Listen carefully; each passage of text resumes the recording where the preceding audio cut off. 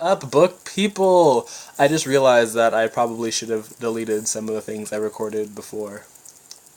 But, you didn't need to know that. So we're going to get on to my first review, which I'm going to do sort of like an author discussion on Stieg Larsson and the Millennium Trilogy. Because I don't think I could just do a book-by-book review, seeing as, like, I marathon them. So, let's start off at the very beginning, because, as we all know, that's a very good place to start. So, The Girl with the Dragon Tattoo. All nice and close up. I really enjoyed The Girl with the Dragon Tattoo. I felt that this book, the plot is more focused. There will be spoilers. I should probably give you that warning now. So, spoilers. So you have, until I get to, 55 seconds to leave the video, and then I can continue. Okay, I'm going to continue now. There are spoilers. So, for the whole series, not just this one. So, if you don't want to be spoiled on anything, leave. Leave now. I hope you left. I'm going to go on now. So, The Girl with the Dragon Tattoo. I liked how this one was more focused on the death of Harriet Wenger. I was really interested to find out what happened to her, if she was dead, if she wasn't, where was she, and if she was dead, then who killed her, because I was really feeling the whole family. The Wenger family is some of my favorite characters in the history of characters, ever. And then I also really enjoyed Michael.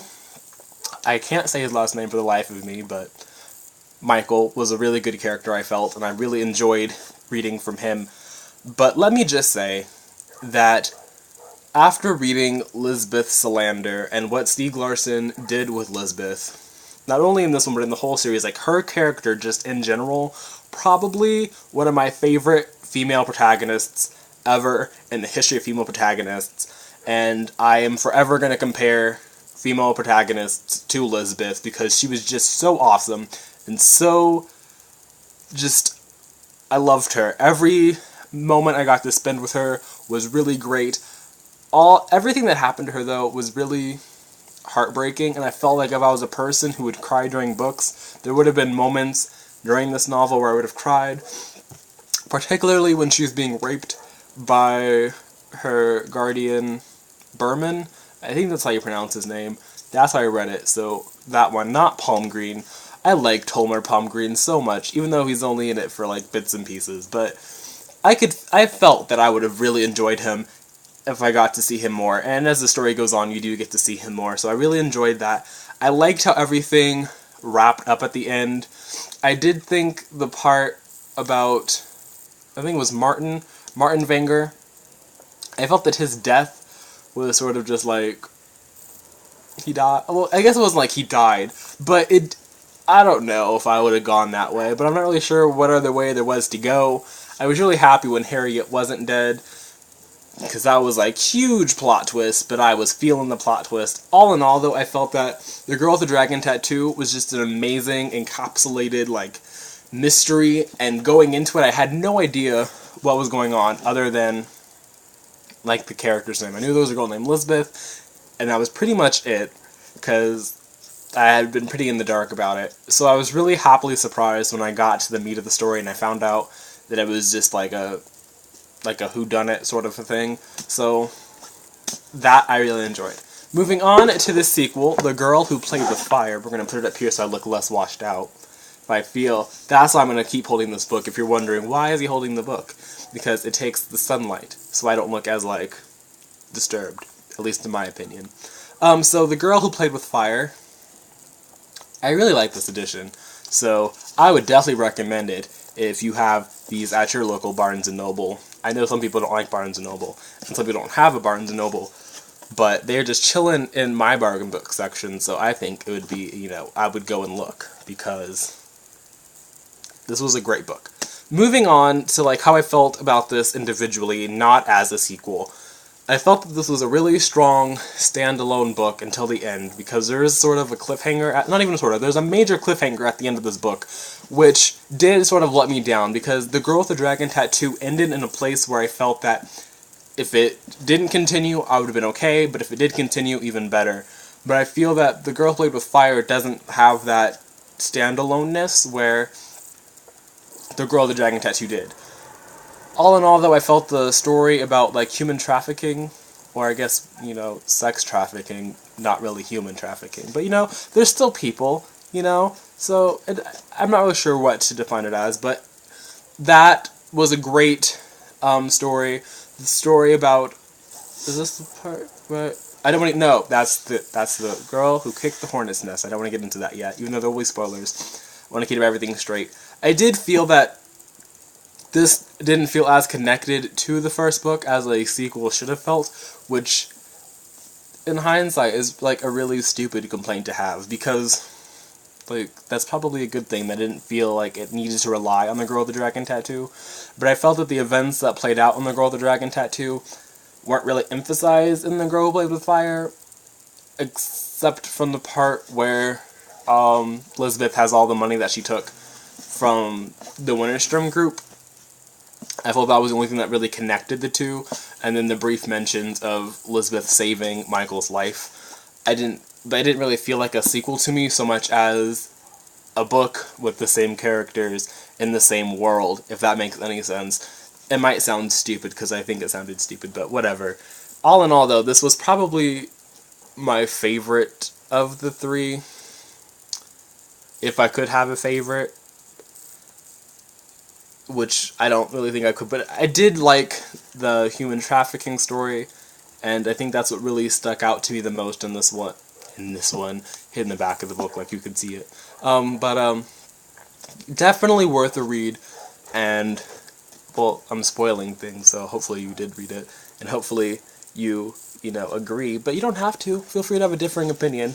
And we're going to move on now to the last book, The Girl Who Kicked the Hornet's Nest, all by Stieg Larsson, obviously. It's over here in the corner so we can get the title. And then look at this. I really, like, I didn't like these things on the back. Like, I know this is, like, the Hornets, but I didn't like it with any of them. Like, I would have been happy if this had just been, like, a nice blue background. But this one also bothered me, because with the first two, like the thing that was on the front, so the dragon or the fire, the flames, they were different colors. This is just, like, a darker blue. So I didn't like that either. I felt that was sort of, like, a cheap way to go about things, but that might have been just me being, I don't know, a little weird or something. So this one picks up directly where the second one leaves off. So if you haven't read the second one, then you probably, like, there's just no way to pick this one up.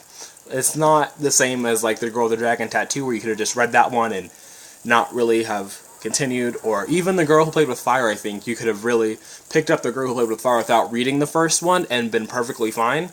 But this one is definitely interconnected to the workings of the first one. I really liked how this one was sort of I feel like this one really got back to the whodunit roots. There was a lot more, at least in my opinion, there was a lot more investigative functions and things. There's a lot of investigating in The Girl Who Played with Fire too. You know, Elizabeth was trying to find Zalashenko, and there was a human rights investigation. All of those things played out, but I feel like this one was more, I don't know, I really enjoyed it. I think what I enjoyed the most about this one was the legal aspect.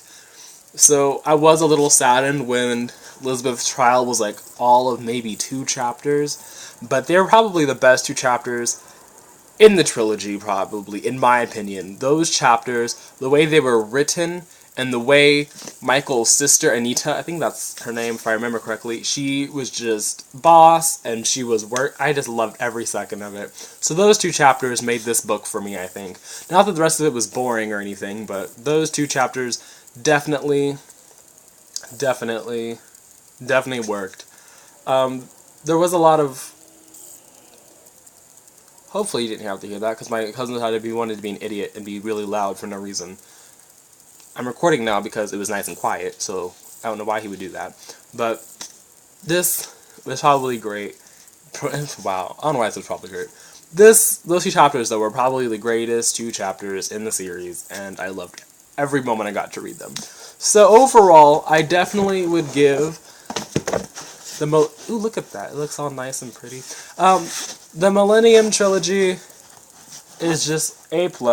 You definitely need to read it if you haven't already. And now, because it came with the box set, and I'm already reviewing the books, I'm just going to review briefly on Stieg Larsson, because I have found this to be pretty informative, and it also has a nice cover, so Ooh. Oh, I don't know what that was all about. It has a nice cover, so...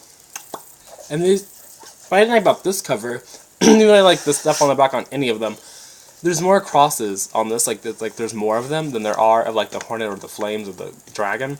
That really bothered me, that there's more like I felt that if you're going to have them on the back, they all need to have the same number. But that's beside the point. So, this isn't part of the series at all, because if you didn't know, Stieg Larsson tragically passed away, and I didn't know that, actually, until I read on Stieg Larsson. So, that's... Oh, see, this is like, it's taken all the light. It makes me look normal, I think. So I'm really happy to keep holding this up. But, so, Stieg Larsson tragically passed away. So this is filled with his, like, email correspondence to his editors. And then there's a brief sort of overview of his life. And then there's some letters from his editor and some other individuals regarding, like, what it was like working with him. I found all of it pretty interesting. Stieg sounded like he was a really fun guy to be around and to know, and what I thought was really interesting was he didn't plan this to be a trilogy. Like, this was going to be like a massive epic book series. I think in the emails they talked about how he had outlined the first 5 books, and then he changed it to the first 10. Like, it was going to be a 10-book thing. And let me tell you, after reading them, I would have read any more books that this man had written, because they were all written beautifully, and I think that Reg Keeland also deserves a shout out, because he's the person who translated them to English, so I could read them. So thank you, Reg, because without you, I would not be able to tell everybody how much I loved these books. So this is also a really fun read, if you wanted to read it. I read it because it came with the book set, so I was like, why not? I paid for it, I should read it. And it was pretty informative, I thought. I don't know if informative is the right word, but I enjoyed it.